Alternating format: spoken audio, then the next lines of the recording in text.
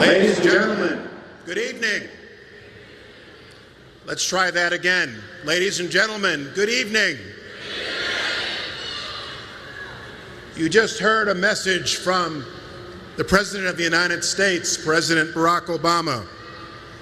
I want to thank you for inviting me to be here today. As Barack Obama's presidency and our administration draw to a close, I'm proud to have been part of it. I have been on an incredible journey with Barack Obama, not just since he became president in 2009, but over the last 10 years as part of his campaign, his transition team, his administration, and now his cabinet. History will record not only the transformational changes President Obama brought about, but also that in 2008, he was elected president with 69 million votes, the largest popular vote for any one person in the history of this country, based on a campaign of hope and inspiration. With that came a new generation of voters and an unprecedented period of inclusiveness and diversity in our political process. As part of that, it is a privilege for me to be present in person here today to speak to you this full convention of the Islamic Society of North America. I'm told that I'm the highest ranking U.S. government official and the first sitting cabinet officer to ever speak in person before this convention.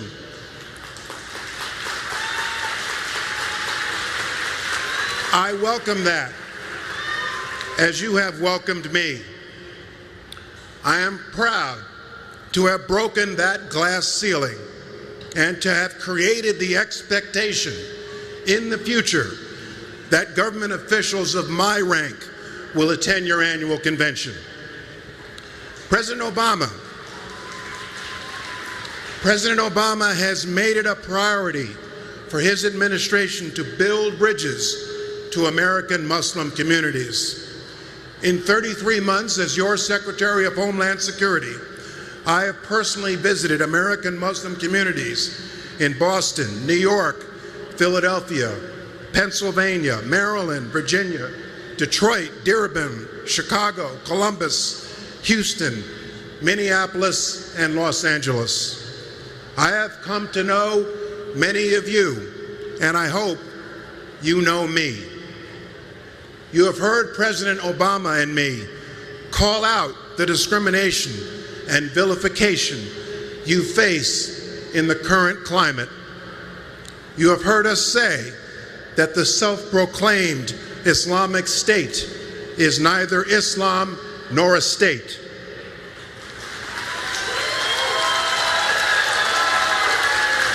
You have heard us say that it is a group of terrorists attempting to hijack your religion. You have heard us before multiple audiences of different political stripes refuse to bend to the political pressure to call terrorism Islamic extremism. We know that ISIL, though it claims the banner of Islam, occupies no part of your religion, a religion founded on peace. After I'm gone, as Secretary, I hope you will always regard your Department of Homeland Security aligned in interest with you for peace, the safety of your family, and the protection of your homeland. I hope you will always regard our new Office of Community Partnerships as your partner. Tonight, in this last and biggest opportunity I will have as your Secretary of Homeland Security to address an audience this large, all at once, I want to take our conversation to a new level. A leader of this organization reminded me that we spend a lot of time telling young Muslims in this country what you should not become. A more effective message is to tell you that in this great country, what you can become.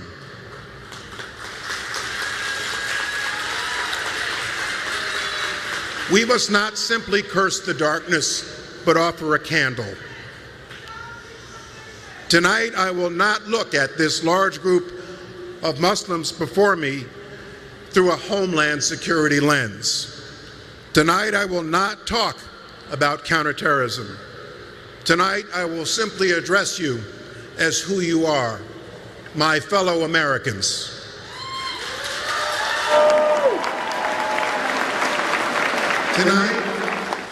Tonight, I speak especially to the young people in this audience and to the parents worried about your future.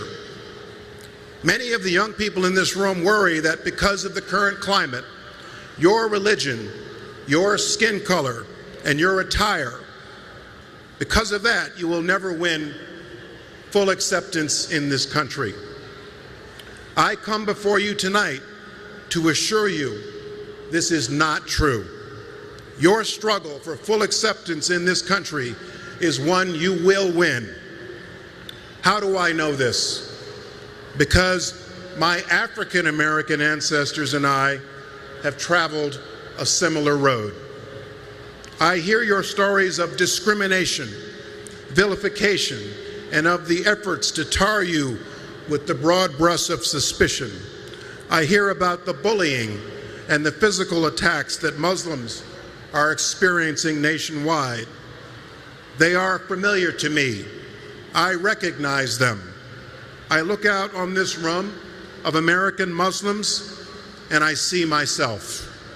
I see a similar struggle that my African American ancestors have fought to win acceptance in this country.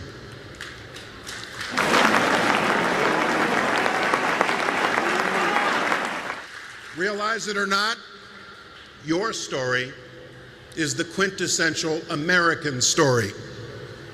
Your story is an American story, told over and over again, generation after generation, of waves of people who struggle for, seek, and will eventually win your share of the American dream.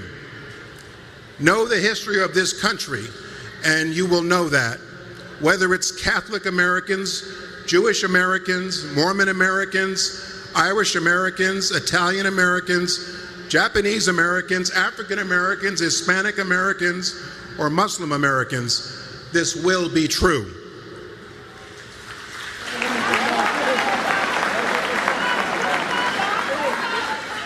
The arc of the American story is long. It is bumpy and uncertain, but it always bends toward a more perfect union.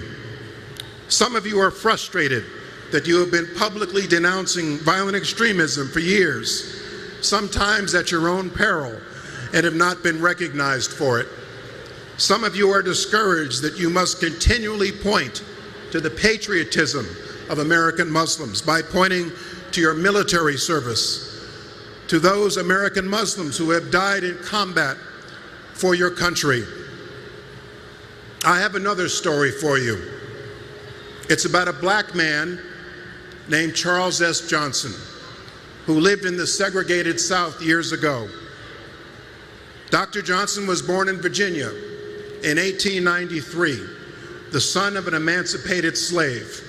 Dr. Johnson fought in combat in World War I, became a prominent sociologist and president of Fisk University in Nashville, Tennessee, and a public champion for civil rights for the African American. Despite his academic degrees, his honorary degrees, his reputation, and his many achievements, in 1949, Dr. Johnson was called to testify in Congress before the House Un-American Activities Committee. Historians in this room know about the House Un-American Activities Committee. Part of its mission was to ferret out communists in this country in the late 1940s and 50s during the Red Scare, McCarthyism, and a great fear that communists were hiding among us. Some of that suspicion was focused on African Americans who dared publicly challenge the government to deliver equal protection of the laws for all people. Dr. Johnson appeared before this committee and had to deny that he was a member of the Communist Party and defend the patriotism of all African Americans. Of this, he testified, "It's like asking if Tennesseans or Presbyterians or foreign-born citizens or American women or persons with freckles are loyal." As the prime example of the African Americans' patriotism, he noted that, quote, "In time of war, they have pleaded for combat service, for the supreme hazards of military service. They have offered and risked their lives freely for the country, even while bitterly resenting, at times, the conditions under which they were permitted to die in honor." Charles Johnson died 60 years ago in 1956, just as the civil rights movement he championed was about to take flight. At the time, Jim Crow still existed in the South. Charles Johnson knew nothing else in the South. But 1 month before he died, Dr. Johnson wrote this about the segregated South, in which, at the time, we were not allowed to vote or live with, travel with, eat with, or marry anyone of the right race. Quote, "It is expected that Negro Southerners, as a result of our limited status in the racial system, would be bitter or hostile. Bitterness grows out of hopelessness, and there is no hopelessness in the situation. Faith in the ultimate strength of the democratic philosophy and code of the nation has always been stronger than the impulse to despair." I believe that too. I believe that because Charles S. Johnson was my grandfather.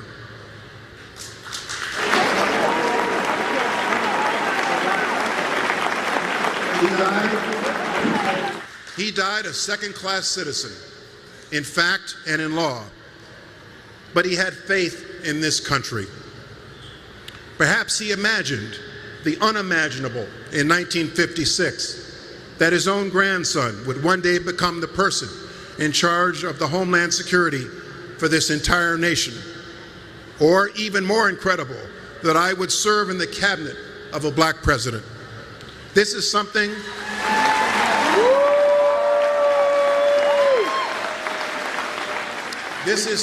as recently as 10 years ago, I thought would never happen in my lifetime. The House Un-American Activities Committee was abolished many years ago. I'm told it used to hold its hearings in room 311 of the Cannon House Office Building on Capitol Hill in Washington. This is the same room in which the House Homeland Security Committee holds its hearings today. Therefore, 67 years ago, my grandfather likely testified in that hearing room to defend his patriotism. Now his grandson testifies in the same room to explain what the U.S. government is doing to defend our nation. This is the promise and the wonder of this country. Follow the example of many people in this room, the leaders of this organization, and become full participants in our great democratic society. Continue to prod us toward a more perfect union.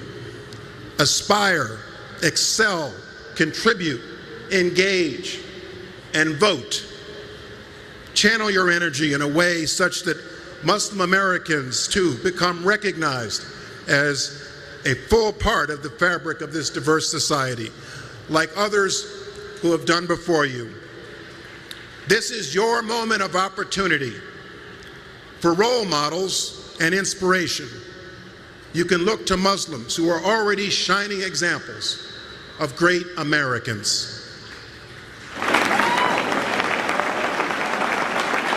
Muhammad Ali was not just a hero, he was a great American. Dalilah Muhammad, who last month brought home from the Olympics the gold medal for the 400-meter hurdles, is a great American. Captain Humayun Khan, who gave his life for our country in Iraq, is an American hero.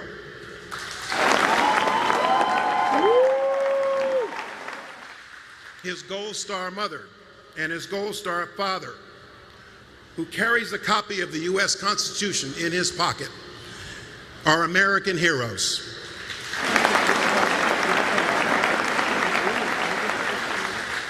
Like those who came before you, do not lose hope. Do not despair.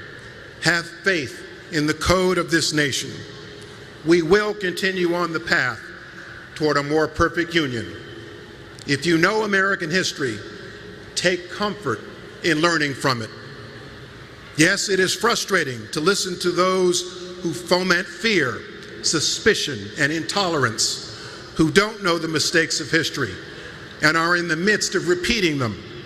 Have faith that the character of the American people as a whole is such that in the end, we will choose not to drink this brand of soiled milk. Ladies and gentlemen, fellow Americans, public officials in this country are often reluctant to ask the public we serve for your help. On behalf of myself and the President, I ask for your help. Hear this message and share it with others in your communities. Light a candle. Show others the promise and the wonder of this country. Thank you for listening.